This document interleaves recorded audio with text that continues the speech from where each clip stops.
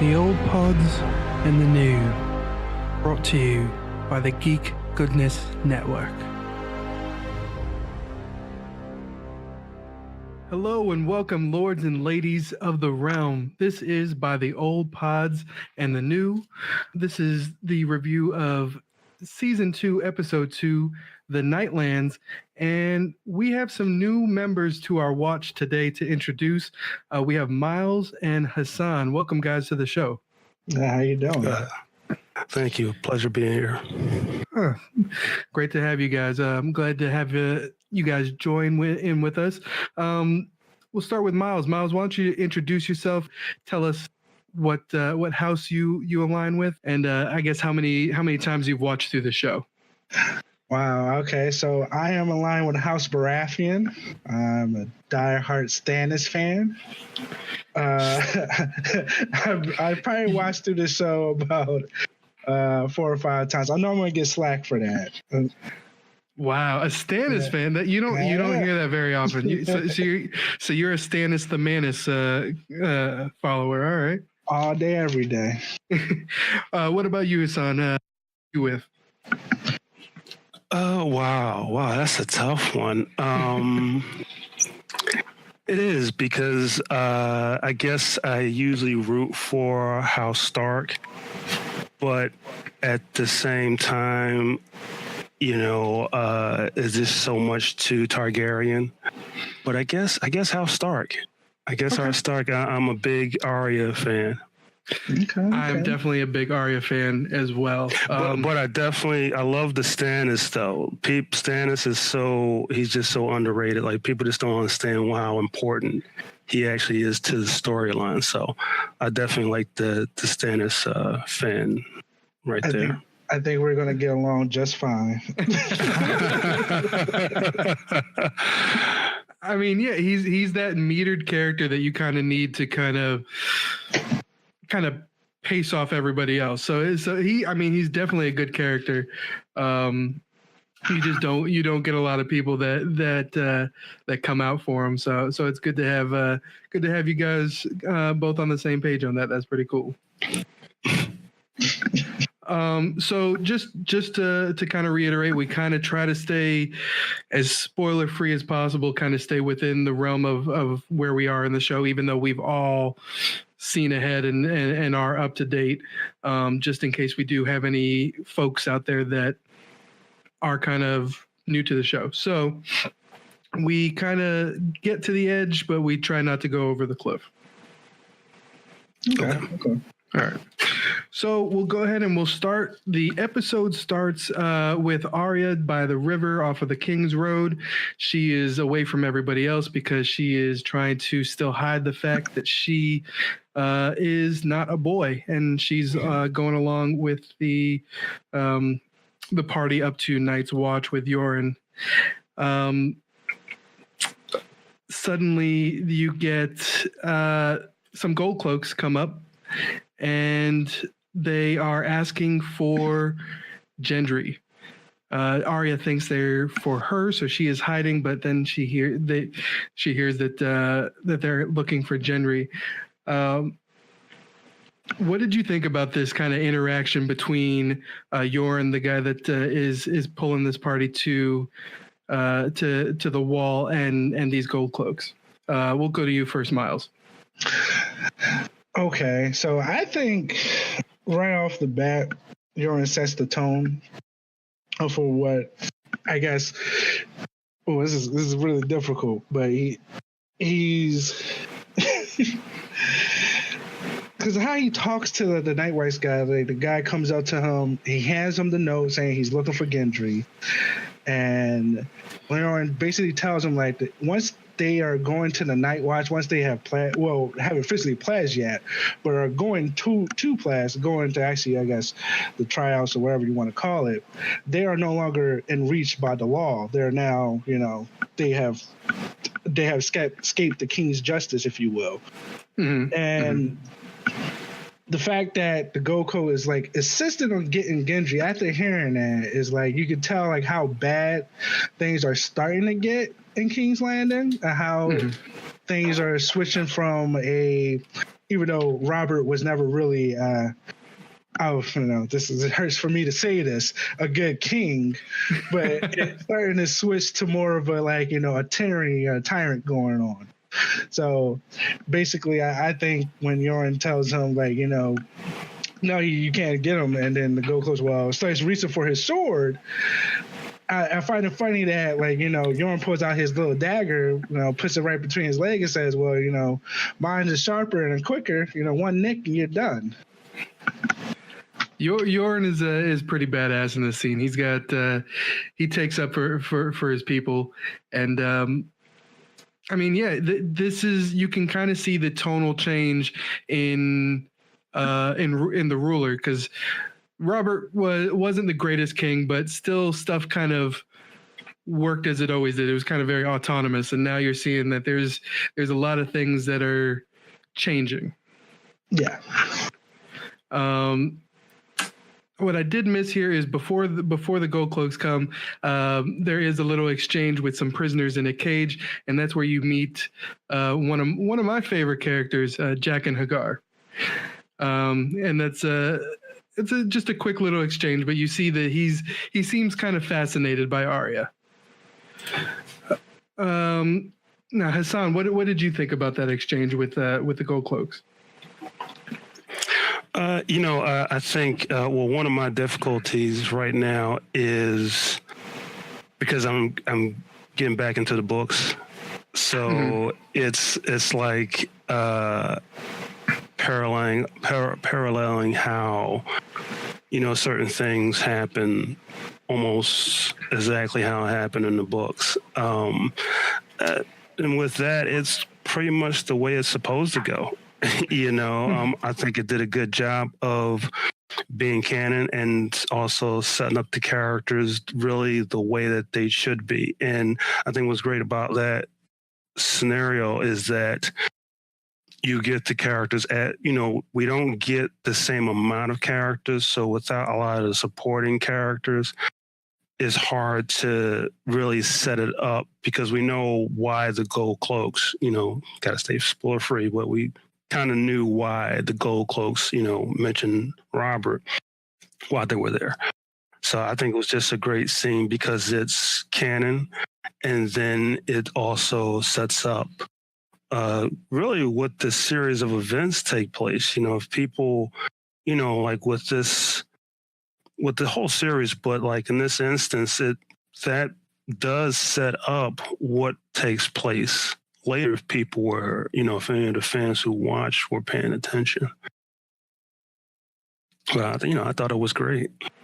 No, and definitely. Again, I'm as I said, who I'm a fan of. So. No, I mean, definitely these first couple seasons stay very true to the books. You can read the books and kind of see word for word things transported right to the screen, and they did such a good job of that in the first couple seasons when they still had that source material to go from. So next scene, it switches over to Tyrion. He's walking through the castle on his way to his chambers, and he walks in, and lo and behold, he finds Varys there speaking with Shay. They appear to be having a really good time, and Tyrion is visibly unnerved. Varys then makes mention of Tywin's order to Tyrion of not bringing a whore to court, and justifiably, Tyrion, you can kind of see, takes that as a threat. I really enjoyed this scene. There was some really fun quotes in there, and some little visual things that were really cool that I'm going to mention here.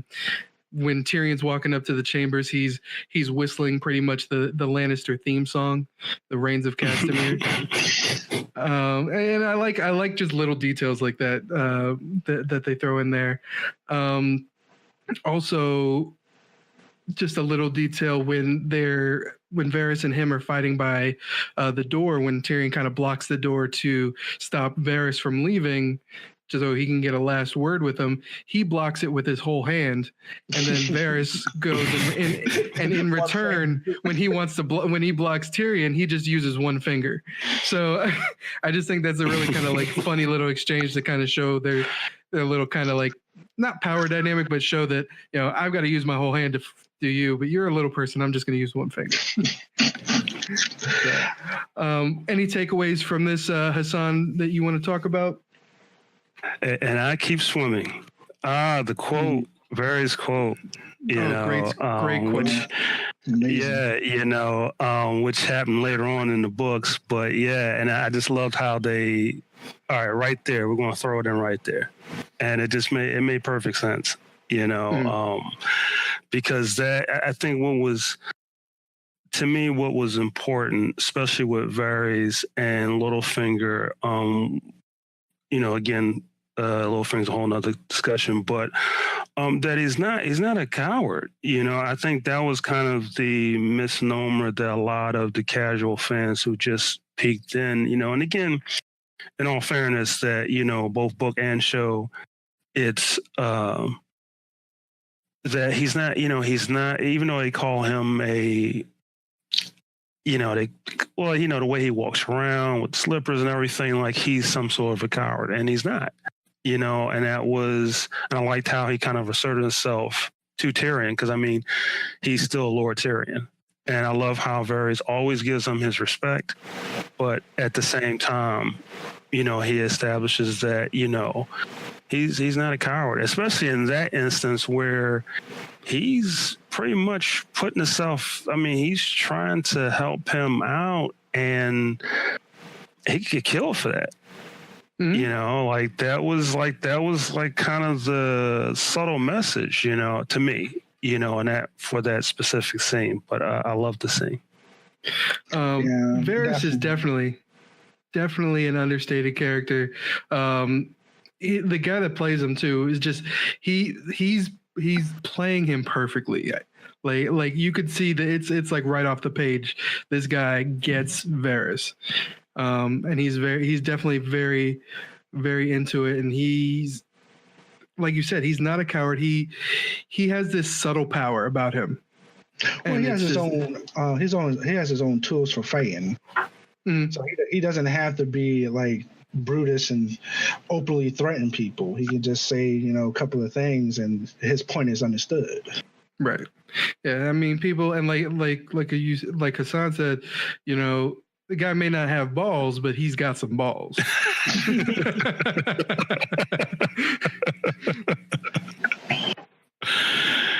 It's like the Viper said to him when they're in the scene. I'm sorry. Oops, I'm not supposed to go skipping forward. But sorry about that. Sorry, fans. Sorry, everyone. It's okay. I'm up there dropping.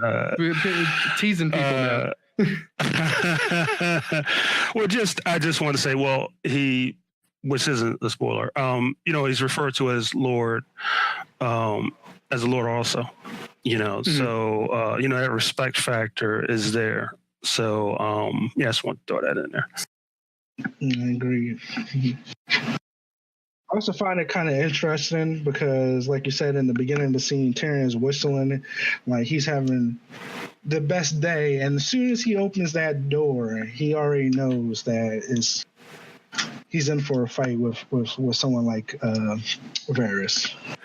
Oh yeah, because he knows, especially when Varys throws out that information, and that just shows too the width and breadth of Varys's reach. This is something that was said out where the fighting is, and he knows. Mm-hmm. He knows what's going on. So, I mean, he's definitely someone great to be allied with, but you also don't want to mess with. Exactly. I agree with that. Yeah. And I love the quote that Hassan brought up, the storms come and go, big fish eat the little fish, and I keep on paddling. Mm-hmm. keep on paddling. He's like, I'm gonna weather the storm. You big guys take out the little guys, you take out each other. I'll be right here. That's fine. Well, we survived 2 kings so far. Yeah, that's true. Yeah, good point. All right. So next scene, we are in the small council chambers. Cersei is there. She is reading Rob's demands that were brought to her. She is having none of it. She rips them up. She is the queen of ripping up paper. Oh yeah. And Tyrion, he just wants to go. Let's give him the bones. Let's give him Ned's bones. That's at least a good faith gesture. It's a good place to start a negotiation. She's not about it. She doesn't want to go into that. Then on top of that, Grand Maester Pycelle presents another letter from Lord Commander Mormont from the Night's Watch. He's requesting more men because they need to handle this wildling and undead threat. And everybody's just very dismissive of it except for Tyrion, because Tyrion's actually been there. Miles, why don't you tell me kind of what you see through this kind of power struggle dynamic between Tyrion and Cersei? Because they're definitely, you can tell even from just this little bit of a scene that they're two very different approaches to how to deal with things. You can easily tell right off the bat that Cersei has no idea what she's doing. Like, just as soon as she gets the paper, like she gets the list of terms that Robb wants for the North, and the first thing she does, she rips it up. She doesn't care, whatever. And Tyrion, on the other hand, is like, okay, well, let's at least open up negotiations. We have the bones of the father. We don't have the other sister, which is really the thing that's really killing them at this point. Is they have both sisters. They probably could finagle some type of peace agreement with them, but at this point, Arya's missing. They have the bones. Tyrion's like, at least give them the bones. Maybe we can at least start something up, because obviously they're not going to let go of the North, but at least bring them to the table and find out, something could be done. But you can also tell that even though Tyrion's thinking about the whole realm and the whole kingdom, Cersei is only focused about her brother. Because as soon as that's done, the first thing she talks to her cousin about is, how is Jaime doing? Which is also a bad look after Stannis sends out that letter saying that they've been getting it on. Now, everybody in the whole room they already knew, but it's out there in the open. So as soon as he starts talking like that, people are like, come on. That's true. I mean, yeah, there's all these bigger things going on, and she's just like, oh, how's my brother? Yeah, it's like, come on, you feel a little bit better than that. And then you get to the point where now they bring up the Night Watch, and Knight Commander Mormont sends a letter down, tells them that not only have they marched from the wall to see what's going on behind the kingdom. What is it? King? I'm drawing a blank on his title. Rance Mater's title. Oh, the King Beyond the Wall. Thank you, King Beyond the Wall. But he also talks about when he got attacked by the two whitelings or whites. And Tyrion, who's been there, who knows this man is an honest man, he's not a liar, he's straightforward, knows that this is a serious threat. But you can tell by the years of people not neglecting the Night Watch that they don't care. They're like, oh, well, you know what? They'll handle it. It's not our problem. They're up there. We have trust in them that they'll figure a way to do it. And to me, it's obviously, we know, but to me, it's kind of foolish when you have this organization that's designed to protect you from whatever is behind the wall, to get to a point where they can barely man 3 castles at this point. Out of the 15 castles that are up there allegedly? I think it's 15. Something like that. So it gets to a point where you're like, okay, well, are you guys ever going to send troops up there to help them? I mean, I know you're in the middle of a war right now, which is also will probably mess with their numbers to begin with, because most of their numbers come from the North anyway. But now most of the North soldiers are down there, they're fighting Robb's war. I mean, it's going to be pretty interesting to see later on in the series how that goes for the Night Watch. True. I mean, Cersei is very one-sided. The way that she rules, she's got her idea already of what she wants to do. If anything else kind of tries to derail her, she still stays very singularly focused. As where Tyrion, he wants to go ahead and play all sides and figure everything out, because that's the smart thing to do. Yeah. If they weren't always at each other's throats and it could actually work together, them together would be a force to be reckoned with. Yeah. But that's just I don't know about that. I don't want to shit on Cersei, but I really think Cersei is one of those people where she thinks he's smarter than she actually is, and I'll agree with you on that.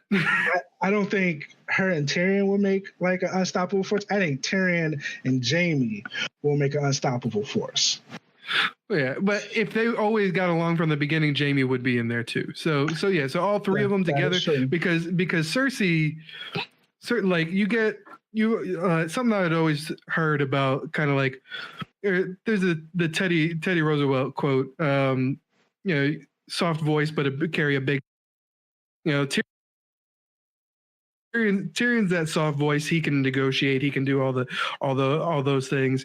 And Cersei, she's very violent. She's ready to go ahead and throw everything that she has into protecting whoever she needs to protect, like her children and Jaime and everything like that. And then Jaime can actually, swing a sword. But also all together they'd be good. But there's no love lost between those two. All right. So next we get to, or Hassan, did you have anything on that? I'm sorry. I agree. I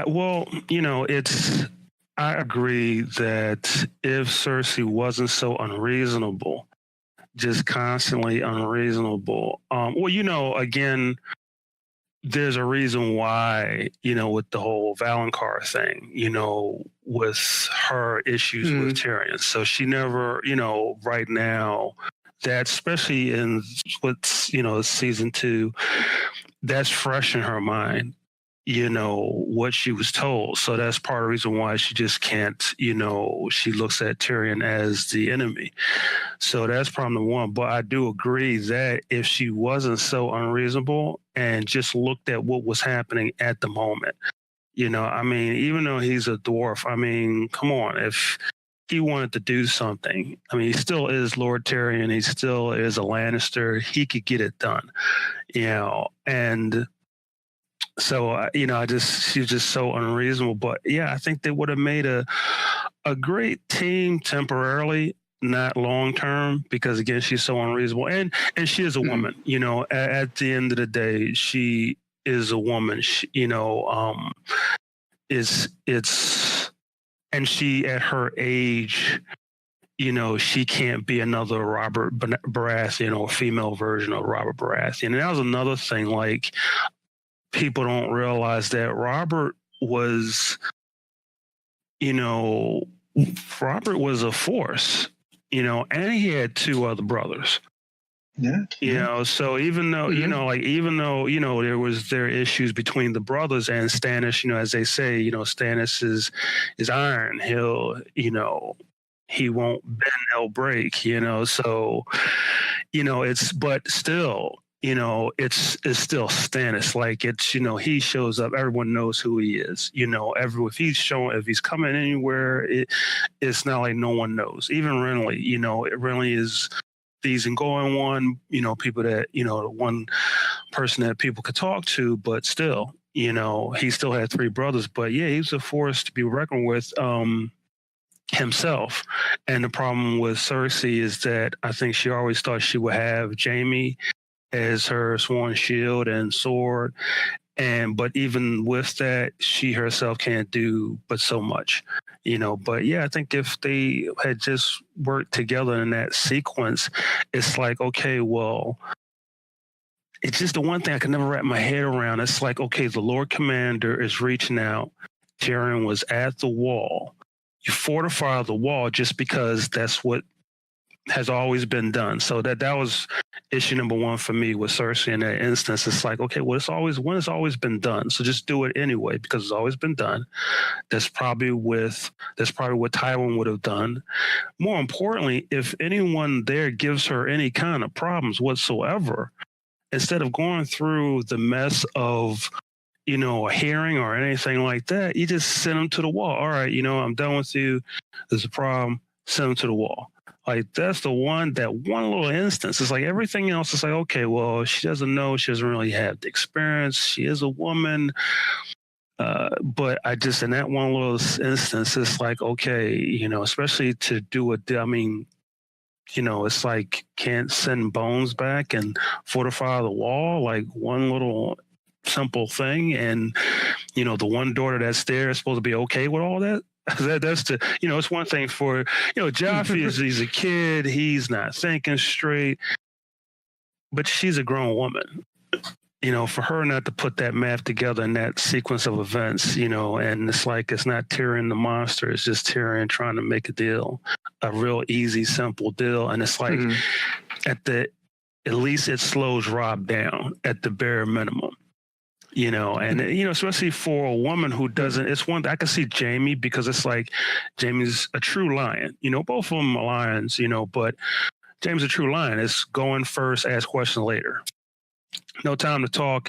It's time to me cut some folks down. That's what a lion does, But I expect that. I expect that conversation to be between him and Tyrion.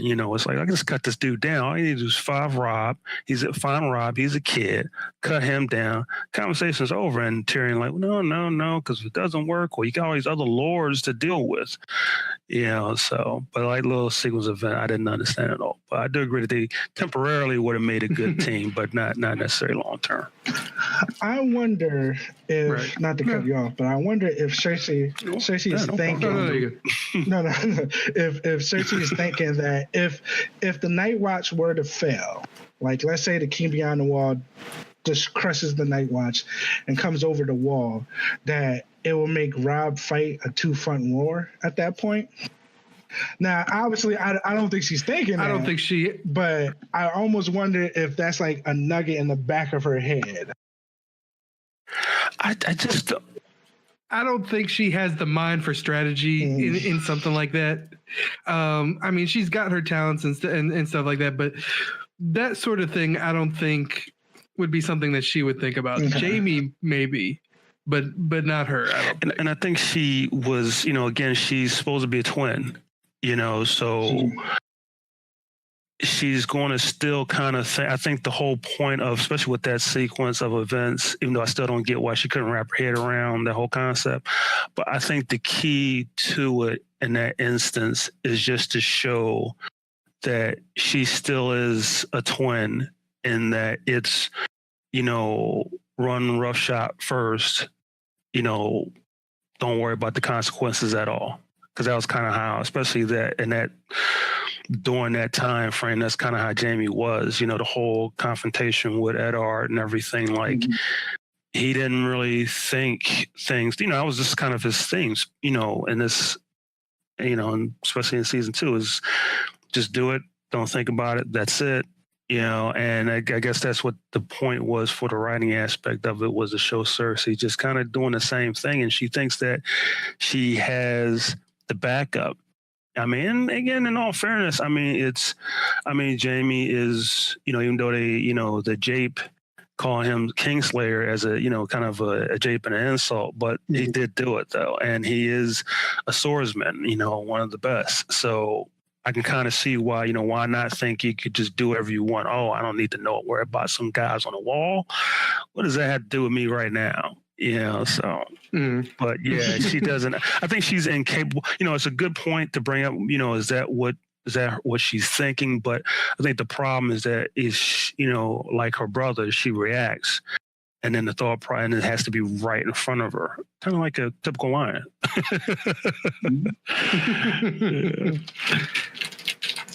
That's definitely all good stuff there. So let's go ahead and move on to the next scene. We're beyond the wall. We're at Craster's Keep. Sworn brothers are doing some chores, talking about random things, all from farting dead bodies to to their conquest before they became brothers. And I just always thought that was kind of funny because men, no matter the universe that they're in, will always just end up talking about their conquest at some point in time.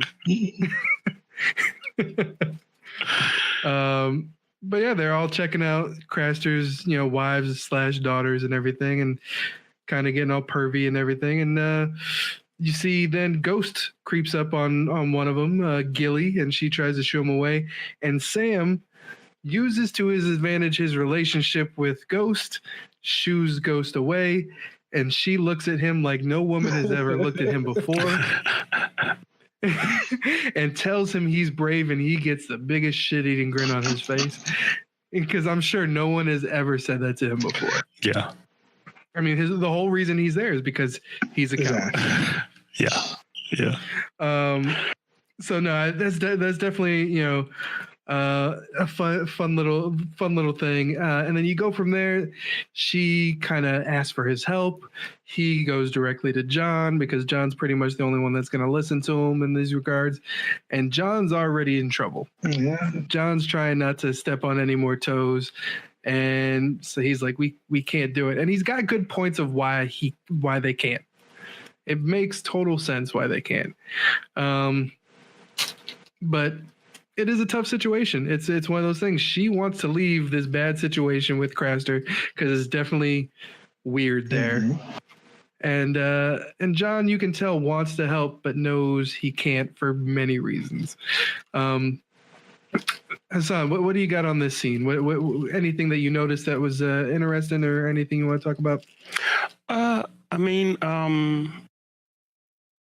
it's like I said, Sam kind of, asserting himself always, for, it's like you said, no matter what the universe is, he's a coward, but it's like, and it's like, it's known at that point that, Ghost, basically loves him.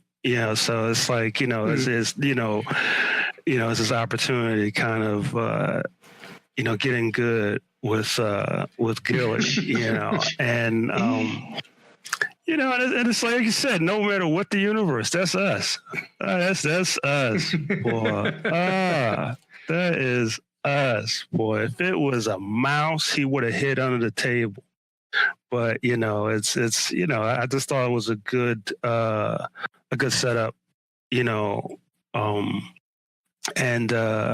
then goes right into him confronting, trying to convince John, hey John, so let's hey man, let's work something out, so. I thought it was this girl likes me. Let's take her with us. It's funny to find what kind of courage you can find when there's a woman around. Every time, boy. That's true. That is true. You got anything to add in there, Miles? I mean, when he goes up to John is basically telling him like everything he already knows. Like, they're behind the wall. They can't really take her with them because, like, one, she's a woman. She's pregnant. There's God knows what's out there. There's an army allegedly out there of wildlings. Like, and Sam was just sitting there like, well, our creed is that we protect everybody. Well, yeah, but she's safer there, even though it's a really disgusting situation going on. But there's not much she can do with them once they leave Craster's Keep. And the fact, trying to convince, it's like, yeah, while we're in man's house and with his pregnant, technically wife, it's like, yeah, let's take her with us. Like, yeah, okay, that's a good idea. We asked the man for help. Mm-hmm. But we're supposed to go and head out. We don't know. Yeah. Let's just, man, scratch all this. Let's just grab, let's just go. And it's like, nah. And she likes me, John. Yeah, and John's and it was funny about that. It's like John is he's a squire, essentially. Mm-hmm. It's like, nah, he's not supposed to make any decisions. He's supposed to just do as he's told. Yeah, so It's true. He's a square. And he's already gotten in trouble for speaking that. It was hilarious when Sam goes out to him, and like John is like, sharpening his sword. He looks up and he sees him with Gilly. He's like, "What are you doing?" "Oh, this is Gilly. Hi, Gilly. What are you doing? Like, what is going on?" Yeah, that's some trouble. He's trying to get in trouble for some strange, but I guess we've all been there. Yeah, very true. Very, very true. All right, so next we'll move on. We are in the Red Waste over with the Khalasar. They are time of it. You can definitely tell that they are struggling. Jorah's drinking what seems to be the last of his water. Everybody is just sitting around, barely looking alive, and a horse comes up. There's nobody on it. And Jorah walks up to it, and you see that there is a saddlebag with a cut braid coming out of it. And so you know it is one of her blood riders. And you don't see it explicitly, but you know his head is in that bag. Mm-hmm. Jorah guesses it's another Khalasar, so another Khal has taken this guy out. And you could probably tell that too by the fashion in which his braid is cut, because that's their thing. That's what they do. You lose a battle, your braid gets cut. So they're just having a rough time. I mean, it's a bit of there's nothing really added to this scene. I thought it was weird that it just kind of quickly went to this and then it was done. But you barely get any information. I mean, do you guys have anything on it? I mean, not much. It's basically, for me, it's one of those scenes where, like, okay, let's see what she's doing right now. She's in the desert, no water. They're struggling. All right, back to the real action. Like, yeah, it's just kind of it's definitely seemed just kind of like we're checking in. Okay, this is where they're at. Let's go back. And then kind of the same thing with the next scene. You go ahead though. No, I was just going to add in that it's like not establishing the blood riders per se very well. So it's like you don't get that, so the effect isn't there. So it's like, well, we're not going to establish the blood riders for the three main ones. So let's just move on. I think that's kind of what was happening there. Yeah, it seemed like once they did they got to a point where, like, okay, touch back on some of their and some of their things. Now we're just going to yada yada through some. That's how that the blood rider scene felt for me. Yeah, definitely. I could agree with that. So we'll go ahead and just move on then to the next scene. Another quick scene. Theon is on a ship. He's heading home for the Iron Islands. The guy's excited. You could see he's excited to be going back home. I think they said it's been 9 years since he's been back. And so he's with this. I guess I think it's the captain's daughter at this point. And he's with her, kind of talking himself up as he likes to do. And I feel for the guy because I know what's coming for him. Mm-hmm. And he's talking himself up because he's always getting beaten down, I think. And so he's got nobody he thinks that's going to beat him down right now. Yeah, so he's talking himself up. Yeah, it's his time to shine. This is his grand moment. He's going back home. He's thinking that, as soon as he lands, there's going to be a big parade. The son is finally home. His dad's going to, hug him. Everything that, to his soon surprise, is not definitely going to happen. But another thing that happens during the scene is obviously you get sex position again, where he's talking to the captain's daughter and just explaining to her the difference between assault wives and like the island wives. That was interesting, I guess. That's true. You do get a look into a little bit of look into the culture of the Iron Islanders. Mm-hmm. I mean, I think you can do without the sex all the time, but hey, you know what? Never forced to go HBO. All right, you got anything?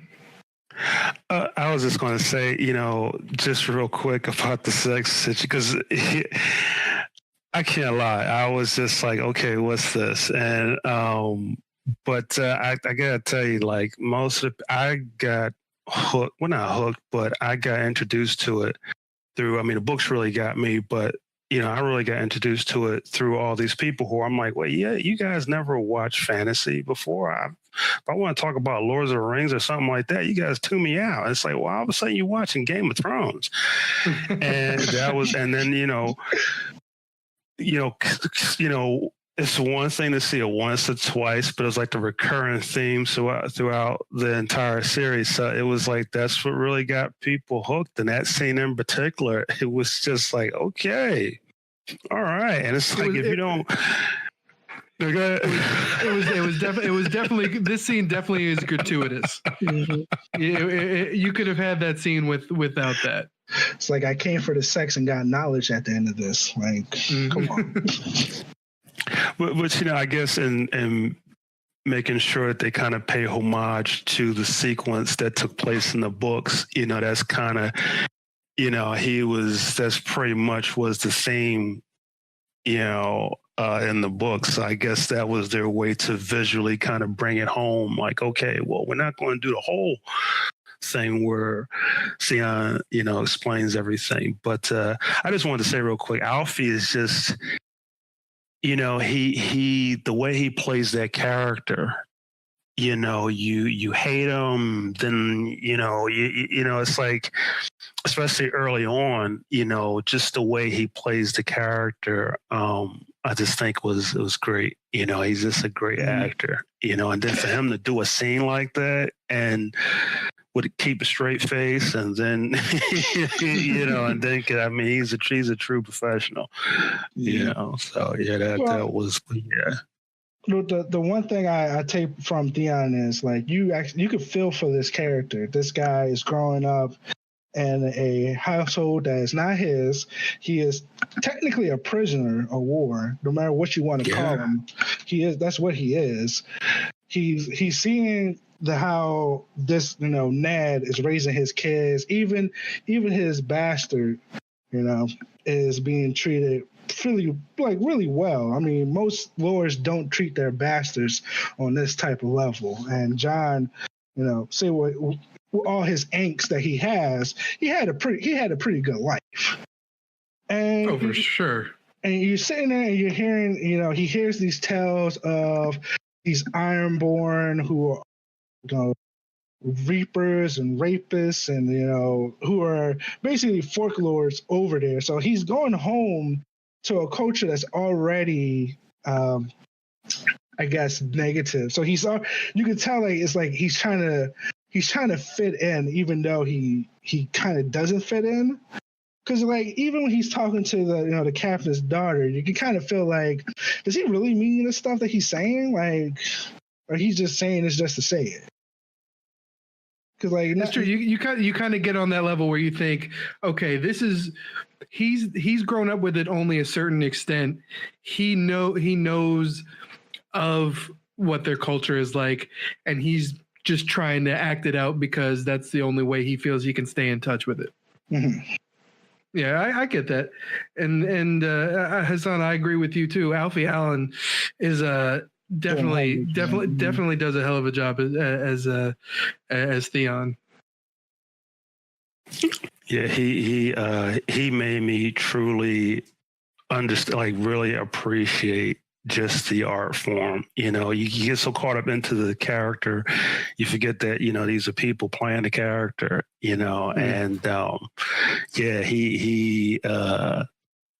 mean he's run the gauntlet. And then those early seasons to establish himself as, like you said, young and essentially a prisoner, and his only friend was Rob, and and Rob just kind of understood him and just kind of put up with him, but because he wanted to be the same, who he is, Theon, kind of like not necessarily a recluse, but just wanted like that sequence of events that showing him wanting to be, I guess, not necessarily more than what he is, because he does know what he is, and so it's kind of hard for him not to be arrogant, even though he's kind of been arrogant the entire time. But still he wasn't, and he's one of the elders in terms of the kids. So that's another reason, why I guess they establish how he is, early on, because he's not really one of the babies like Bran. So he has to be a certain way no matter what. True. So going from one gratuitous sex scene to another, we move on to Baelish's brothel in a really interesting transition. You get these I guess these peeping tom rooms of that they have in the brothel, where you see one guy's with a girl, and then it zooms out and you're seeing that some guy is watching them while he's getting some, and then Peter's watching him.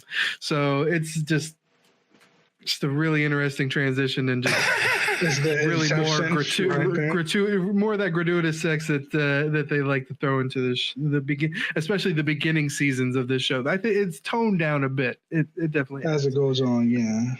But you get one of the patrons of the brothel comes out, starts complaining that his paid whore is just crying, and he is not having a good time. So Baelish takes a freshly finished whore, wipes her up real quick, and sends her on her way to go ahead and give him the dirtiest kiss ever. So, but he's happy, everybody's happy, and Baelish takes Roz to the side. She was the one that was crying, and he pretty much gives her the sympathetic / intimidating asshole speech all at once. And this was a really interesting exchange for him. This is really so far up to the show one of his biggest asshole-ish kind of moments.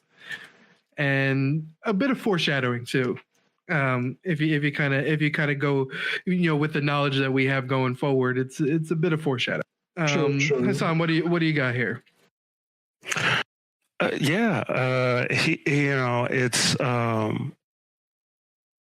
it's because it's funny because of, and then it sets up, as you say, foreshadowing for not only him but of course who he's talking to.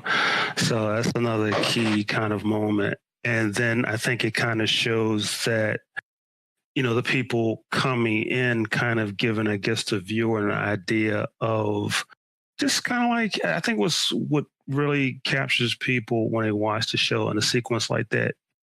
It's mirrors real life to a degree where, okay, he's not just the average pimp on a corner. He's dealing with important clientele. But again, that's another situation where they're trying to show him, a person kind of rather a more smoother, Baelish. But I guess it's the show trying to really show him asserting himself, kind of like with Varys, where he's not, he knows exactly what's going on. And what I loved about his character is like, look, there's a problem, it gets solved, move on, money has to be made.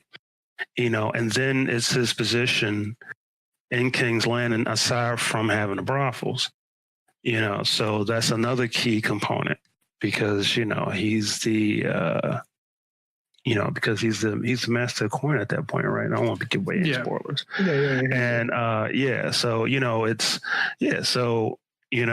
that I think that sequence to me made more sense cut down, and like they're trying to take a little piece from the book and then kind of squeeze it in there than the Blood Rider sequence, But I guess at that time they're trying to balance everyone at one time.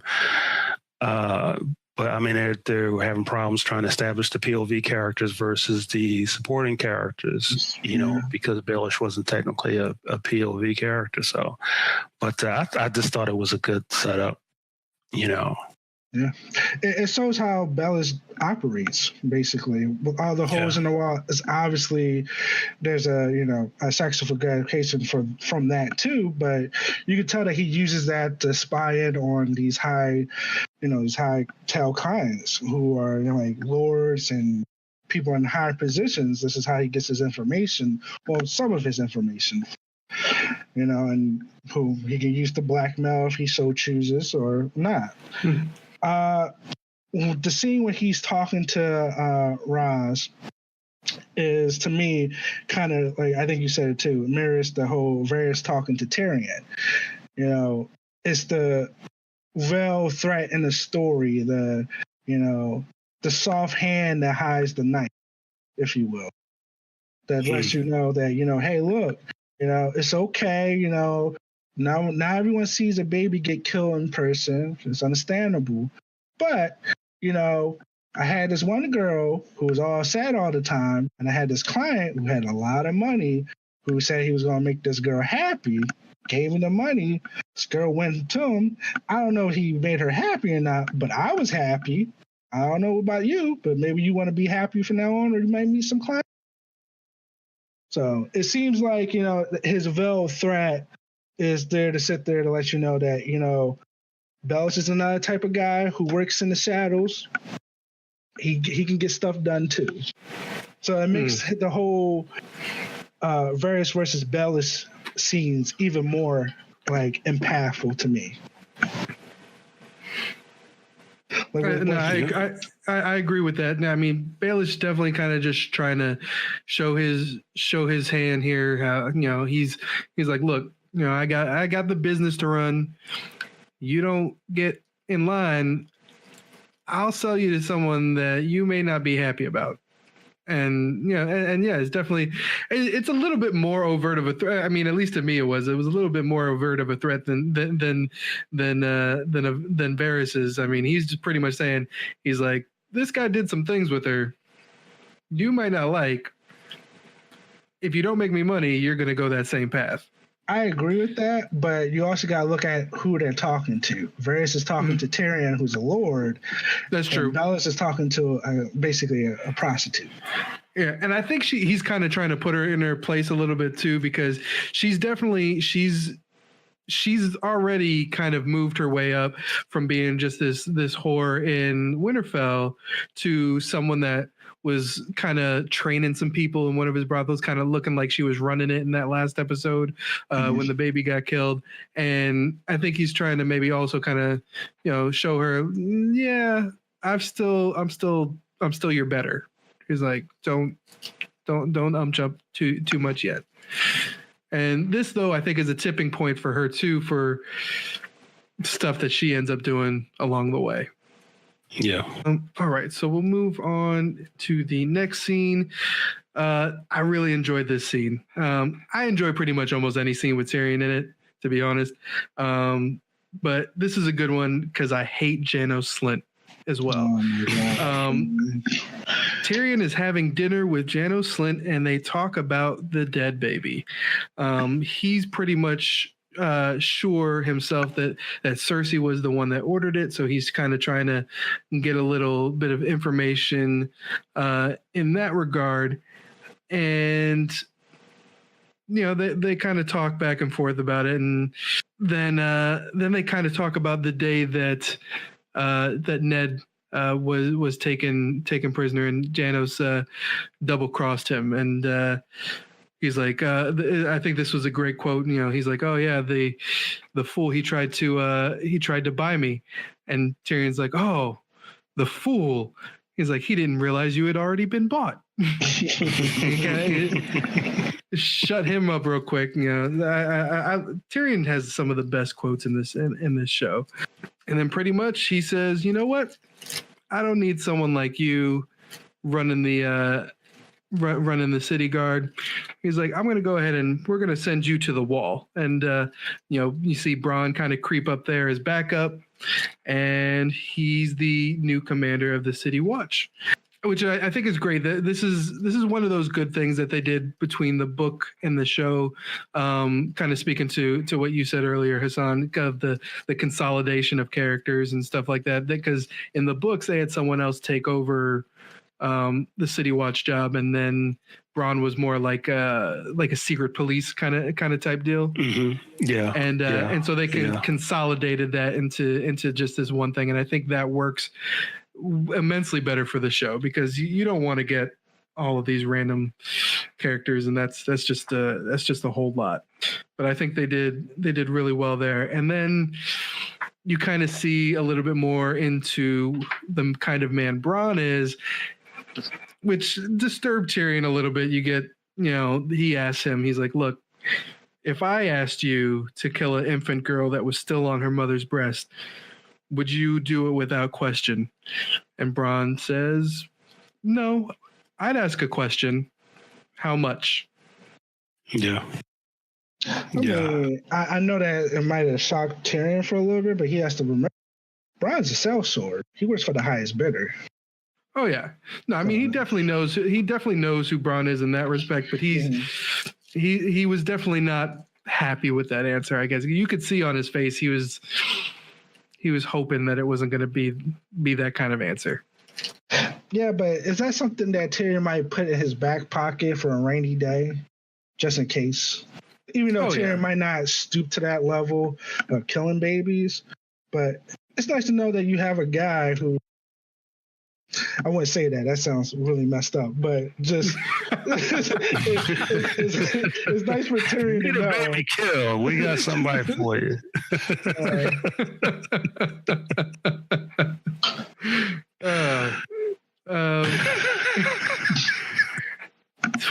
I'm a little speechless, but yeah. I mean, yeah, I guess he's got it in his back pocket. If he let's just say not just babies. If he needs something done, at least he knows there's this guy that, for a price, will do whatever he needs to do. We'll say it like that.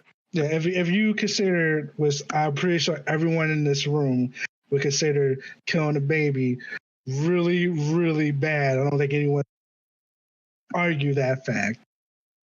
Then you know that that's the bottom. So anything above that, this man is good to go. There you go. That's well, okay. I think you know what? Okay, look, this one, I think that maybe it's just you get it's that for both the book and the show, because and I agree with you. Like it was just it was one of my favorites from the book, and how it was translated to the show. I absolutely loved it.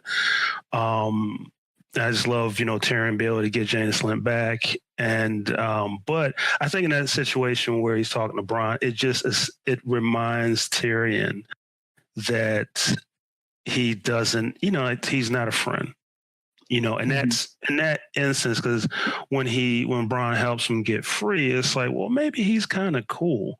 And it's like, no, this is a kind of that reminder that no, he's not, like you said, he's a sellsword.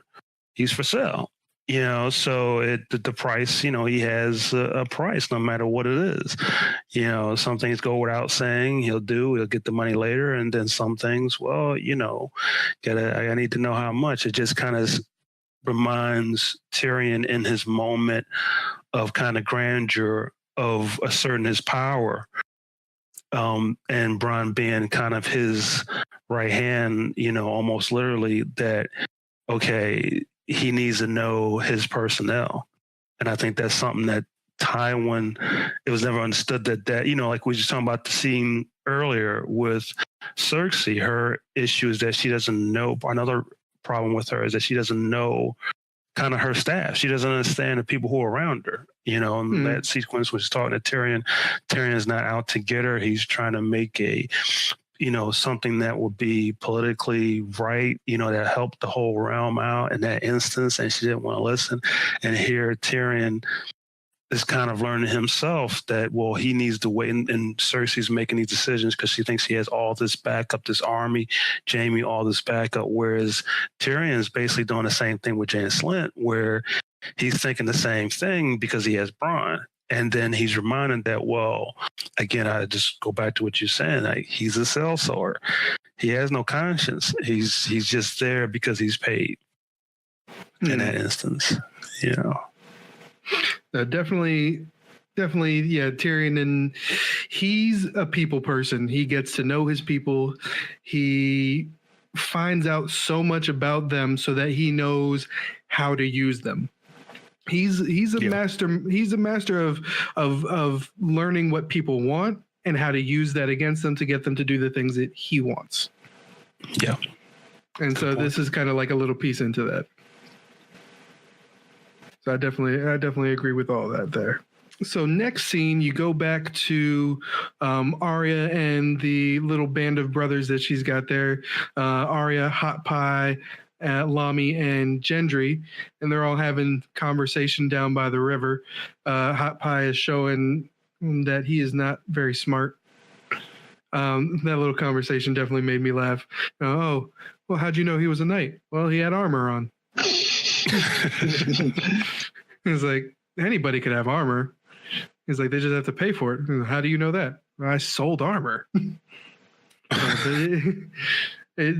Hot Pie just, he doesn't get it. But it's a little fun little conversation between all them. And then you get to the Arya and Gendry chat and find out that he's known the whole time that she's a girl. She tells him who she really is. And he takes it seriously, but he also kind of, in my opinion, he kind of like is very jokey about it too. And I thought that was a really fun exchange between them. They tells her that she's not very ladylike and all that, and she's like, "Well, no, I'm not. I don't want to be a lady." So it's a fun little sequence where you kind of get to know them a little bit, but also again, a little bit of throwaway. But you guys got anything on this scene? Not much. I agree with you. Like, once Gendry Arya, he's running it through his head like, oh man, like this is a highborn lady here. I was doing all. But then eventually he's like, she doesn't want to be treated like a lady. She's acting like one of the guys. So he starts picking at her. It just helps to show you the kind of relationship Gendry and Arya are going to have, which is a friendly, a good one, a friendship growing. Yeah, I just love how they kind of sped up from the books and add that sequence into there, and and then it kind of it just kind of reinforces what Arya is about, and like I said, the relationship there, and I love how they try to at least they sped it up, but they try to at least capture the dynamic of what was going on in the moment, and I was just as a fan, just happy to see him, like, getting that sequence of events, with those characters. So, but it was, her Arya being her, Arya being Arya.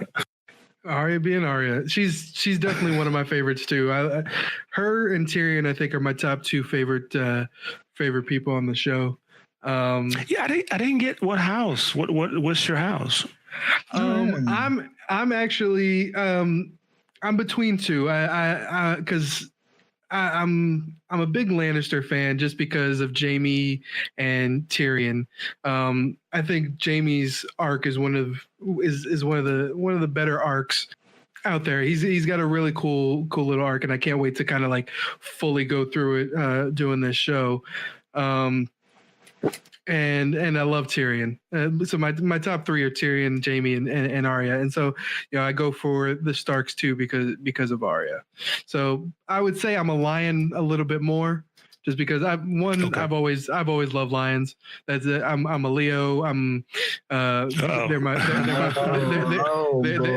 they're my favorite animal. They're just I like the ferocity, all that. So I always kind of sided with that, and I love Tyrion. Tyrion, like I think from the very beginning was one of my favorites. So that's kind of what got me into the Lannister camp.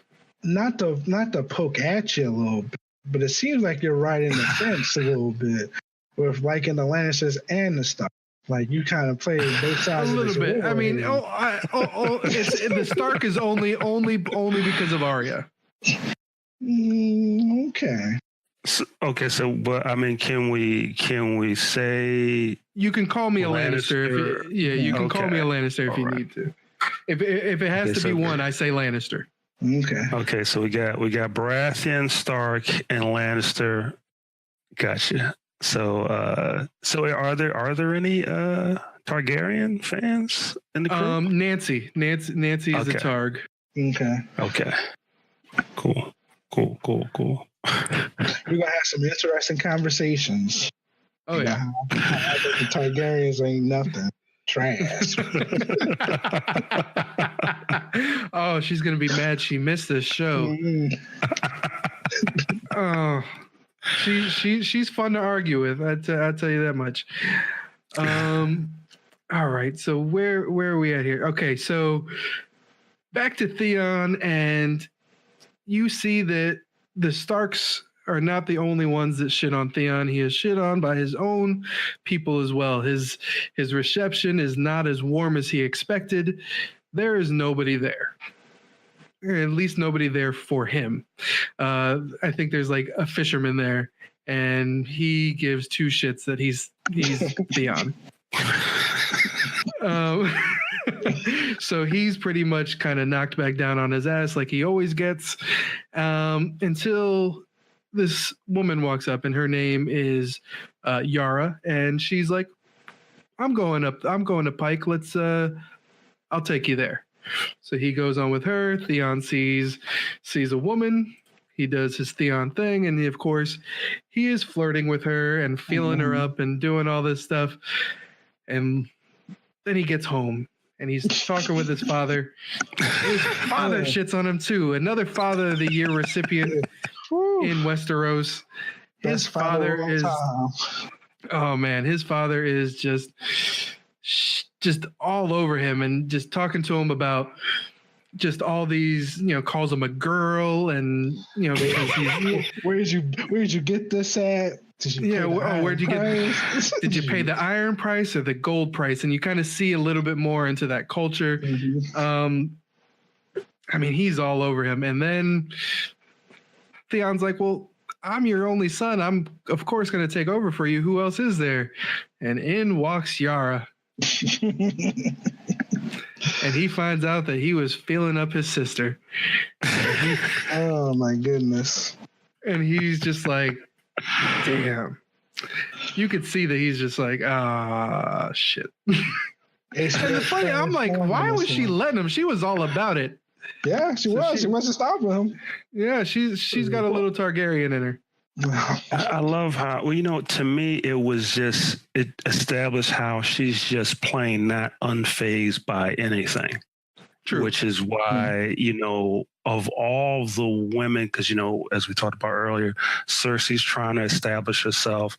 I'm a woman, but I can be king better than Robert ever was. It was always her thing. But it's like, okay, but the mannerisms, the organization is not there. It's talked about in the earlier scene.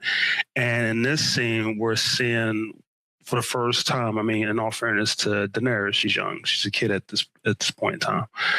But right now, we're seeing an actual woman who isn't fazed by anything, including her own brother filling her up. Like, it doesn't faze her. And I think it's really partly because he's just, again, like you said, they're crapping on him. So it's just, he's kind of just not together. He's not there. He's not true. He's not acting like a true Ironborn. And so it's like, well, I guess in her mind, she's being felt up by like a pigeon. Like, it's like, no, it's not a real man who would take her and grab her and throw her on the ground and have her away with her the way like maybe a Robert would, a Baratheon would or something like that. It's, it's little Theon. She's being caressed by a gnat, basically. I feel started on that one. I don't think Robert would do that at all. He would pants, okay? Well, no. I just meant that, I just meant that Robert was a man's man, not that he would rape anybody, but just, he's asserted himself. He got his queen. He married his queen. He did his thing. The whole thing, the whole sequence beforehand, as we were saying, foreshadowing what's going on, which is connected to Cersei and her panic which is what the whole gold cloak thing was all about. So, it's, but yeah, Robert was a man's man. If that was Robert up there, then that's a whole different situation, because it's like, then she would be like everybody was afraid. It's Robert Baratheon. Here it's just like his little Theon brother. No, she's being felt up by Nat. He doesn't, she doesn't care. Doesn't faze her one bit. Right. I mean, I think also it was kind of mind games for her too, because that's kind of like part of who she is. I think she was definitely just, I think did it just to mess with him on top of that. And if she's anything like her father considers him more of a Stark than a Greyjoy at this point too, because he's been with them far longer than he was ever home. That's true. So that's probably a part of it as well. And then the Ironborn, his father established himself as the king, or at least tried to, and it's, I think one other thing with that sequence of events is here, Theon is showing up like he knows everything that's going on. Like he has everything worked out, and he doesn't even know his own sister. He doesn't even take time. He's just grabbing a woman he doesn't know from a can of paint. So it's like, who does that? It's like I think it was a great slap in the face to him, because it's like he's doing something he doesn't even know who the woman is. Right. So it's like, what's the best way to slap him in the face is to just stroll in a room after the fact and, oh yeah, you're an idiot. You felt up your sister. You're an idiot. Yeah. No, definitely that was a good scene. I think the guy, don't know his name off the top of my head, but the guy that plays Balon definitely does a really good job. Definitely does a good job as him. And gets across what it is to be an Iron Islander, and what they're all about with the iron price and the gold price. We aren't like other people who pay for things that we want. We want something, we take it, and that's the only respectful way to get something that you want. Whether it be a chain or a woman, in their opinion. So, I mean, because like we said earlier, the Iron Islanders are reapers and ravers. So rapers and reavers. So I definitely like his performance as Balon. He does a really good job with that. So next we go to Dragonstone, and we're with another one of my another character I really like and enjoy when he's on screen, Davos. He is there. He is the fully powered hype man. He's a hype man extraordinaire. He's definitely someone you want in your corner, because he will talk you up and talk you into anything that his guy wants. So he's talking with Salador San, an old pirate smuggling buddy of his. Basically, they want his ships. He's got, what was it? I think 30 ships, and Stannis has none. So this was Davos's solution to get that done, because you need a navy. They're just across a bay, to King's Landing. So if they want to take it over, they need some ships. So they have a conversation. They got a really funny exchange. Salvador San is like, you know what? That's fine. I'll fight for Stannis, but one of my conditions is I want to fuck Cersei. I want to fuck the queen. And he's not in the show very, very much, but the times that he is, Salvador San will crack you up. He's just he's a funny guy. And he's like, another good cast. Yeah. And then Davos' son is like, oh, so you want to rape her? And he's all disgusted and everything. Definitely, rape is bad. And he's like, no, I want to fuck her. he's like, there's no rape about it. She'll want it. Oh yeah, that line is hilarious. It's like, well, I haven't tried to fuck her yet, so. he's like, you don't know how persuasive I can be. I've never tried to fuck you. Oh yeah, that was a good line. He's like, and then you see what kind of a fanatic that Davos' son is being. He's all about this Lord of Light, and he's really kind of eating up everything that Melisandre is putting down. And he's trying to get Davos to convert, but Davos is just like, you know what? I'm just my own man. I'm going to do what I want to do. And not only that, but not to cut you off. I'm sorry. Oh no, it's fine. Not only that, but he has this loyalty to Stannis. Right. So to him, Stannis is his. I wouldn't say it like that, his god, but he does say it. That was his own words. He's like, Stannis is my god. Basically, because he believes in Stannis that much. Yeah. Now I don't think he actually believes Stannis is a god to him. Right. But that's the guy he's going to follow. But that's where all his fortune and all his like good stuff come from, Stannis. He was just a smuggler, but now look at him. He's basically the right hand of the king. He has his son, who's now he's a squire to Stannis. His son is, if I'm not mistaken. Yes, I believe so. Yeah. His son knows how to read, which is something Davos doesn't do. Mm-hmm. I mean, to the purpose, Davos thinks, his son can fight up the Lord of Light if he wants. To me, the person who puts food on your plate and puts a roof over your head is Stannis. Mm-hmm. So. He's like, yeah, the Lord of Light's done nothing for me. None of these gods have done anything for me. But who has done something for me? Stannis. So yeah, his loyalty is definitely to him, and for good reason in his point of view. So I'm definitely good with that. And in the end, he gets Salvador San to say that he will go ahead and help out and pledge his 30 ships to Stannis' cause. You got anything, Hassan? No, I mean it's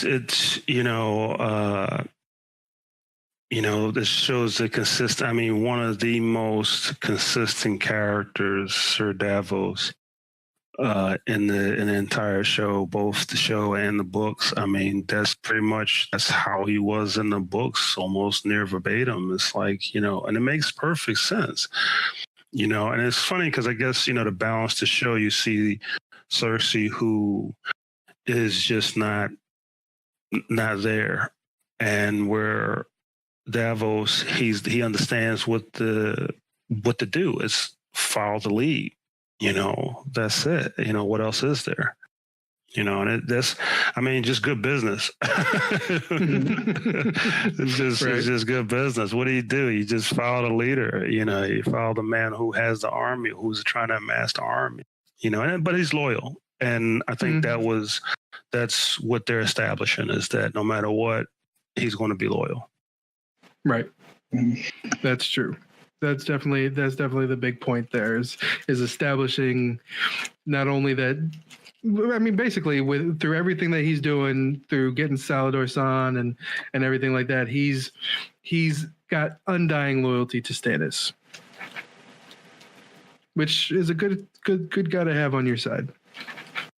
Especially when you're starting off where how Stannis is kind of starting off at the, like he doesn't have too many. I think he only has like 5 or 4 ships to his name, so he really desperately needs, Salvador Sands 30 ships. Oh yeah, I mean he's got nothing. His brother pretty much took Most of everything. Yeah, took everything. And yeah,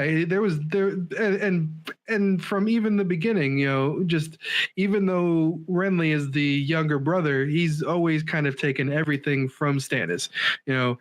Renly's got the house seat for the Baratheons. He controls the Stormlands, and Stannis has been given Dragonstone, and then which is compared to, in his opinion, kind of nothing compared to the Stormlands. And yeah, it's in all fairness, being the oldest should be his. And then he's taken all the people that would fight with him. Renly's got them, so he's definitely starting from the bottom. All right, anybody else got anything else to add? Not much. Also, like, there's foreshadowing between Davos. His son is trying to get Davos to read, basically. I thought that was pretty interesting, seeing how that plays on later on in, the series.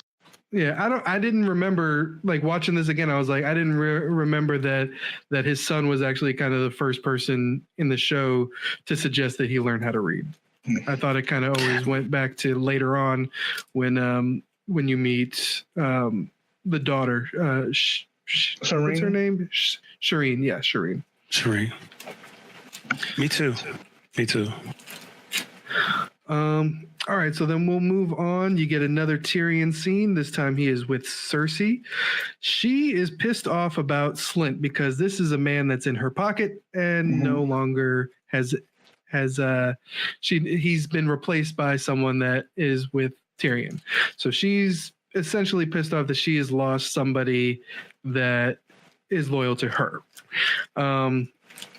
Tyrion kind of warns her of the path that she's on, that she's becoming the enemy of the peasants, and through everything that's going to happen, half of them are going to possibly die through the winter, and the other half may come to try to overthrow her and kill her.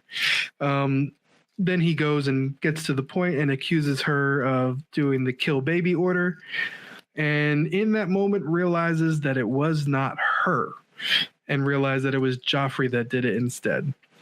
This kid is out of control, for sure.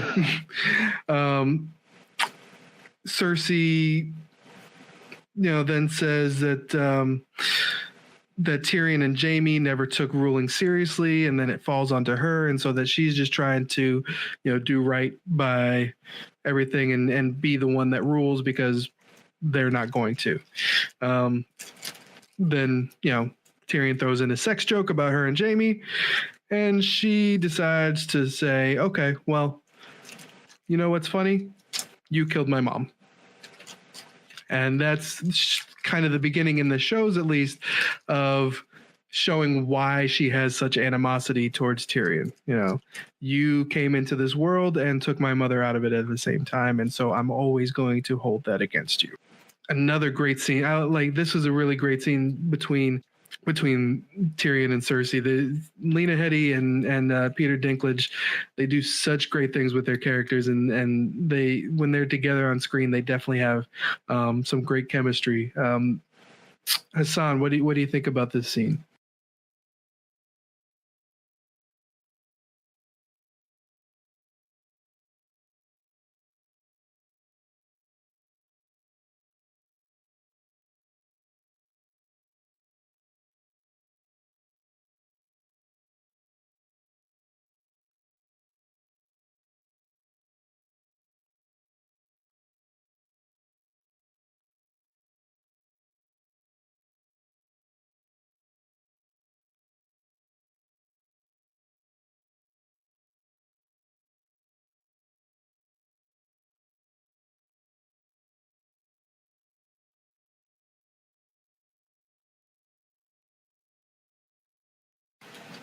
That's true.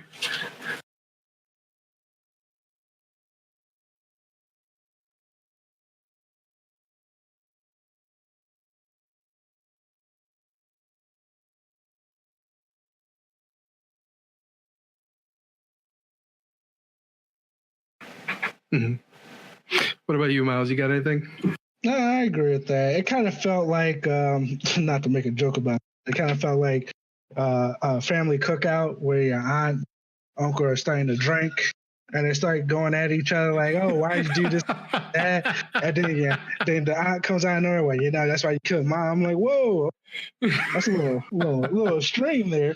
But yeah, I agree with it. Like, this is like the real moment. Like you heard, I think we had heard once before about Tyrion coming out of, the literally of the mother dying in childbirth, but this is like the real first time you see the hatred that Cersei has for Tyrion is in this moment, because she lets him know exactly, like, no matter how much you think we might get close or how this should all work out, you still kill my mom. And Tyrion's right. He said, well, she's my mom. That's not how they look at it. I don't think that's not how any of them look at it, because they all, to me, except for Jaime, they all have this chip where, Tyrion's like the main cause because, she died during childbirth. And let's be realistic, in medieval times like that, that was bound to happen. A lot of people didn't live childbirth. But they all have this like hatred for him. And to me, it seems like, okay, it might be somewhat warranted, because like if you're thinking like them, then you lost, like, your wife, or you lost your mother. Like that's traumatic. So you're always going to look for a reason why, and point to wherever you can to make yourself feel, I guess, make it feel a little bit better. And that's what Tyrion is. He's a scapegoat for the mother's death. So. No, yeah, definitely. Yeah. Oh, go ahead. I was just going to say to your point, Miles, Tywin held that against him. So, yeah, it was Tywin, Cersei holding that against Tyrion. Mm-hmm. Yeah, definitely. When it comes to that, you got Tywin and Cersei on one side, and Jaime and Tyrion on the other. Because Jaime's been really like the only one that's ever kind of been sympathetic of Tyrion and had his back and everything like that. So, yeah, she's definitely got some anger towards that, along with Tywin. So it definitely fuels her for how she treats him throughout the whole show. All right, so we'll move on. We are in Stannis' war room. Davos gives him the good news that the pirates are going to fight with them. Red Lady comes in. Everybody else is dismissed. Mm-hmm. As they're leaving, she kind of whispers something to Davos' son, and I feel like that's a little bit of foreshadowing for him too. She tells him that fire is the purest way to way to die. Yeah, death by fire is the purest way to die. And then she tells him that you kind of see that with Stannis, the reaction that he's having with her at first. The Red Lady and her faith is just a means to an end. He's kind of dealing with it because it's getting him what he wants at the moment. She says that he has to give all of himself to the Lord of Light. And to do that, she offers up herself, I guess, as a conduit to get to the Lord of Light. I had never heard that before, but it's like you need to give all yourself to the Lord of Light, and the way through to do that is through between my legs. We'll say it like that. I'll say it kindly. Told him I'll give you a son. That's true, and she knows exactly what he wants to hear, because he still kind of wasn't about it, because Stannis is the man he is. He's faithful. He's a hardline kind of guy, and she's like, all right, well, let's do it this way. Your wife is kind of, she's giving you stillborn babies. She's only giving you the one kid that's a girl. You want a son? I will give you a son. And you see his ears perk up, his eyes open, and he's like, all right. Yeah, man. And then does it right there on the war room table. The mind is strong, but the body's weak. I mean, it's fun. It's fantasy. They're actors. It's not real. But I mean, again, more good casting. I would have tapped clean out. Yep. We're at right here. Not a problem. He said nothing but a word.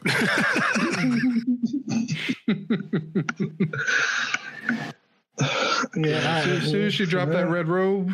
Yeah. Okay. Yeah. I mean, but he stayed strong, man. And this is why Stannis is the man right here, man. He fought as long as he could. Then he heard, "I'll give you a son." He's like, you know what? All right, I'm gonna give. You said the magic words. Okay, we'll do it. I'll give this a shot. I need a son to succeed me anyway, so this seems like a good plan. I mean, where did they get her from? I mean,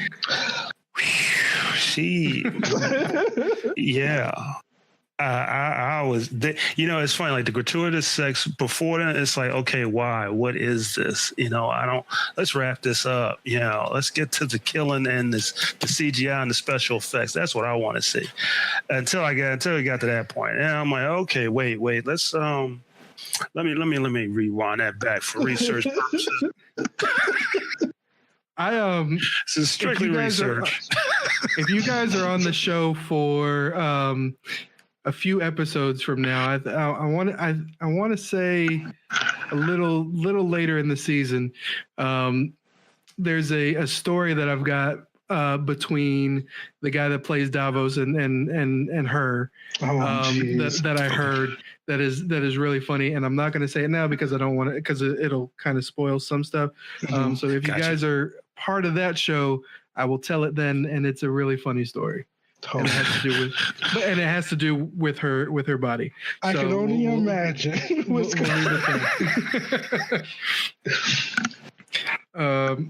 a little. Let's say it was a little bit embarrassing for Davos. Okay. For Liam Cunningham, that's his name. Okay. Yeah, I was gonna say Liam. Well, I wish I knew Liam because I would have been like, "Well, you're not alone." Embarrassing for me, and I'm just watching the show. Because the funny thing is, when I first, just real quick, when as far as watching the show, okay, first you had the people like who never watched fantasy before, like telling me to watch it, and how come you haven't seen it yet? And I'm like, get out of here! I'm not going to listen to you. And it was really a family member who was like, look, let's sit down and watch this. And for the aesthetic at first, and of course I got into storyline, and had already was already getting into the book. So, but to see those things in action, see what they do with the show. And yeah, it was like that. And then it's like, yeah, watch with family, and hey, somebody else might check this out, might watch somebody else. Yep, till I saw her. Then it was like, you know what? So yeah, he's not alone. Because any other time it was just like, okay, what is this? Okay, really, like the Khal Drogo's sequences with Amelia Clark. It's like, okay, all right, let's wrap this up. I mean, she's gorgeous and everything, but let's wrap this up. What the hell is this? But yeah, when I saw her, I was like, oh, this is okay.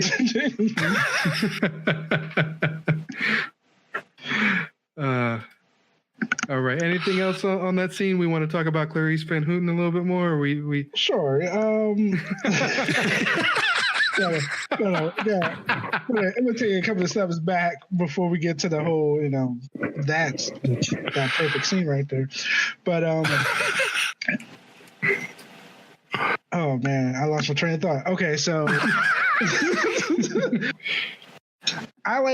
so Stannis is talking to her about his, I wouldn't even say it's a plan, but his fear about going against Renly. He knows that Renly has a massive army at this point. Like, he has all the Reach, he has the Stormland behind him. He doesn't have Dorne yet, but he's figuring out that the numbers don't add up for Stannis. Stannis feels like, even if I go against him with force, I'm going to lose this. And then not only that, it's his brother. Like, this is blood. This is, one of the things that is really frowned upon in their culture if I'm not mistaken, is killing your own family member. Yeah. So to him, he is struggling with this idea. Like, he just can't understand why Renly can't be like, you know what? I'm a fool. You know, you're the older brother. This is obviously, you should be the person in charge. I should back you up. But, you know, Stannis is one of those people where he's not going to bend. He's just not. He's not going to sit there and take a second to his younger brother. He did that for his older, because that was what was required for him. That was his lord, that was his brother, that was his family. And he understood his place, but Renly doesn't. And, you know, Melisandre is basically telling him, like, oh, no, you got to. Don't worry. You know, the Lord of Light's going to do this. I got this. And then what Stannis like, I don't believe none of that, because, you know, one of the great things we learn about, well, I wouldn't say great things, but one of the things we learn about Stannis is that he loses his faith at a very early age. So he does not really take any religion seriously, let alone this new one that he's just used basically for his own purposes to try to further his agenda. So it just seems like, you know, I wouldn't say it's interesting to see the show Stannis. I gotta make the separation here. The show Stannis kind of start to break down as that scene goes on, with the whole idea of, you know, quote unquote, giving in to the Lord of Light and the Red God. To me, it seems interesting to see where, to me, that is like the verge of where he starts to slowly drift from what is like established in the books. But that's just me. Yeah, I kind of wish that they, like what you just said, like they just had a one sequence where he's talking and, you know, we see Stannis saying like, look, you know, haven't done anything for me. You know, had my brother, he conquered, and where do I go but to Dragonstone? You know, isolated castle, you know, that was run by the Targaryens. It's like, you know, the slights basically that he incurred for so many years, you know. So I just wish there was like a sequence where he's talking and you can kind of get that just right then and there. So then so once he bypass the gods and all those rules and faith and all that, so then all he's thinking about is, okay, how can I rule a kingdom? I need an heir. Because in that sequence of events, it's like, well, he does need an heir, a male heir, to carry on after him, or just to show that he can, you know, he doesn't have just his daughter, because, you know, if you have the male line, then the male line can continue, you know. Mm-hmm. So I think that was kind of, he wouldn't have a choice in the matter, you know, even though it's like you said, you know, I think with all of us, it's like, okay, we got to remember a book versus what was shown on the show, you know what I mean? Because mm-hmm. like with Stannis, especially because he loves tradition, even though he isn't with the guys. He still wants it to be as systematic as possible. He's the oldest, so he's supposed to rule once Roberts is gone. Mm-hmm. Period. You know, mm-hmm. But of course, the problem is Renly. Being Renly, he has a gift of gab. He can bring everyone to his corner, which is what he did. But you know, Stannis, like, no, the line of succession starts with the oldest. And he's trying to establish that, but at the same time, he doesn't have an heir. So I just think that in that little sequence, it's like he really doesn't have a choice in the matter, even though it's not. Here he is trying to slight Cersei and what happened with her and Jaime, and here he is basically out of wedlock, producing or making the attempt in the sequence, mm-hmm. you know, giving in to make an attempt to have a son, even though he kind of doesn't have a choice in the matter. Mm-hmm. True. Another thing I want to tell the listeners to look at once we start getting into later on in the season is, to me, the best way to separate Stannis and Renly is to think of Stannis as Robert's will, his strength, his unyieldingness. Like I will not bend, I will not break. And think of Renly as Robert's charismatic side, is charming.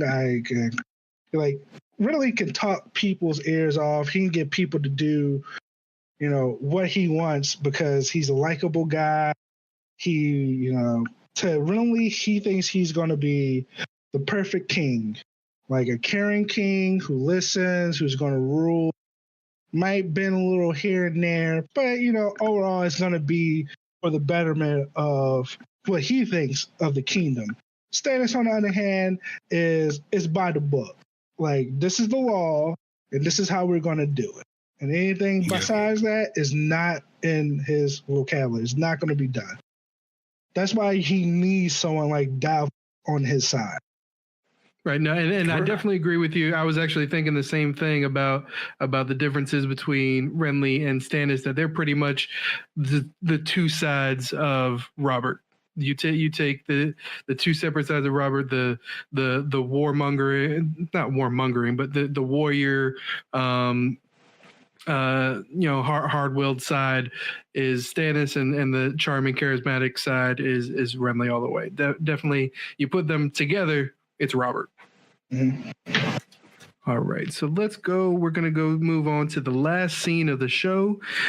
Jon is there. We're back at Craster's Keep. He hears a noise and spies Craster walking into the woods with a baby boy. He follows and hides as Craster walks back empty-handed. He hears the baby crying, and so he runs towards it, and he sees something, dark shadow, pick it up right before Craster knocks him out, and then it fades to black. Another one of those cliffhangery endings that Game of Thrones likes to throw on us. Jon's definitely there. He sees something's going on. What do you guys feel about this, Miles? What do you think about what Craster's doing? So when I first saw this episode, and it gets to this point, and I'm like, what the hell is going on here? Like, because you heard, like, throughout the episode is like, well, Craster only keeps the female that he marries and they have kids, but no one really knows what happens to a baby, a boy. And then eventually you hear that a boy is born there, and you're thinking like, oh man, what's going to happen? So you see Craster in this woods, like it's dark out there. Jon, for whatever reason, is like, well, I'm just going to follow this because, like everyone, like the audience, we're all curious of what happens to these. Jon gets out there, Craster, he's gone. The baby's there, and you see this figure come out of nowhere and pick this baby up, and you're like, to me, it's like, whoa, what's going on? Like, I don't know. And then it's the smash, well, I wouldn't say smash cut, but he turns around and then bam, he gets knocked over the head by Craster. This, to me, is, I wouldn't say it's like the beginning of true story of Game of Thrones, but this is like one of those major, I think it's beautiful. I don't want to say beautiful. I think it's always a good thing that is at the end of the show, because it's there to remind you, like, hey, look, there's something much bigger going on here. And even though this might seem small, like this whole baby stealing incident might seem small, but there's something there. There's something more deadly, more important going on up here. And I think this serves as a great reminder of. Yeah, no, definitely. And then, and that Jon has always been kind of interested in this whole what happened to the boys things. He was the one that kind of noticed when they first start talking about what goes on at Craster's Keep. So he sees this opportunity and he's like, well, I know I'm supposed to be good, but I'm going to go ahead and follow him and find out what's going on. And we see that it might get him in trouble anyways. So that's how they leave it off. And so, but yeah, definitely it goes to show that, yeah, there's something sinister afoot, and gives you something to think about, when it was fresh on the air, gave you something to think about for that week of what's going to happen. Mm-hmm. What about you, Hassan? Yeah, I mean, I I just think it was a big setup, for just everyone you watch the show and you're like, okay, it's Daenerys, it's Tyrion, it's kind of like that reminder of the very first episode and why the men were escaping and broke their oaths and why his father had to kill him, had to sentence the one that they caught to death. So now you're getting kind of a glimpse as to maybe that's, maybe they had a reason to run. What's going on here? So I think, it's one of those, if the fans, the viewers were, really paying attention to everything that's going on, saying that, remembering, especially with John, because where there's John, there's Eddard. So it's remembering that those first sequence of events, this kind of echoes that. And it's more like not echo, but kind of a reminder, like, look, don't forget, there's a reason why that happened. And because we do see the figure and everything in the very beginning, why these guys, when they're out in the woods. So now it's that connection there. But yeah, it's like you said, it's like John getting himself in trouble again. It's like, just stay in one place, stay with Ghost, stay in one place, man. Yeah, it's him getting in trouble again. Well, that's what the Starks are all about, is all getting themselves in the situation that get themselves into trouble. So that's a reoccurring theme with that family. Anything else before we wrap this up? No, I think that's pretty much it. Yeah. All right, I think we got everything in there. Very, very kind of exposition-y kind of episode.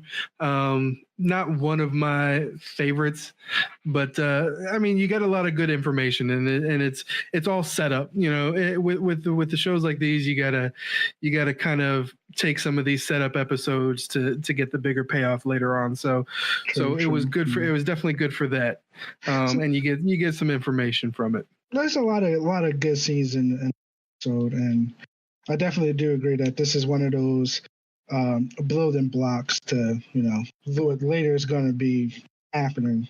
It's just like trying to get you to go through, like, just to let you know what everyone's doing. If I had to take a scene and say, I don't think the scene did anything useful and could have just been left out or maybe pushed to like another episode, probably Danny's scene. I agree with that. Yeah, the red waist, yeah. That needed some more. That needed some more meat on it, some more meaningful something to it. So yeah, that seemed very out of place to me. So I would definitely agree with that. Really good doing the show with you guys. Really appreciate you guys coming through. Just so the listeners know, you can listen to us pretty much on everything: Podbean, iTunes. We're on Spotify now. So definitely you guys can listen in pretty much anywhere that you can get a podcast. We are there. If you guys want to talk to any of us, give us any love, any hate, whatever you want to throw at us, you can get me at Oh Good Geek on Reddit or on Twitter. Miles, why don't you throw your whatever you're comfortable throwing out there for people to reach you at? Oh man, okay. Well, I got a Facebook. That works. Yep, I guess.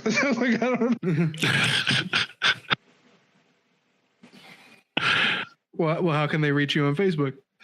What is it? So I was not prepared for this moment. Man, do we have like a special thing people can look up on here? Just reach the show, ask for me, and I'll hit you guys. That's how we're gonna do it. Until I can make my own Twitter, that's how we're gonna.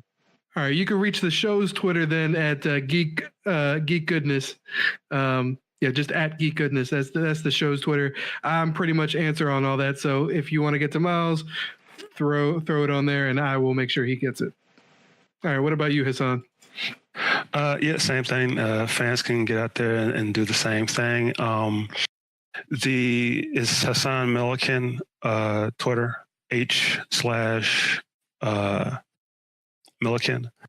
I mean, it's mostly politics on there, but hey, I'm open to rants, no problem, and constructive criticism. But yeah, no problem with the rants, and I do follow, especially with Game of Thrones. I do follow a few Game of Thrones vloggers. So a lot of you guys out there who probably are following the same ones, if you peek at any of those in the comment section, you'll probably see me. So not hard to find, especially when it comes to Game of Thrones.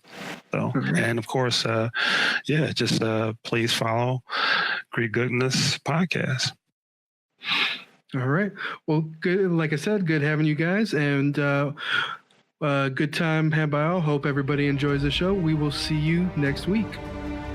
Goodbye. Peace out.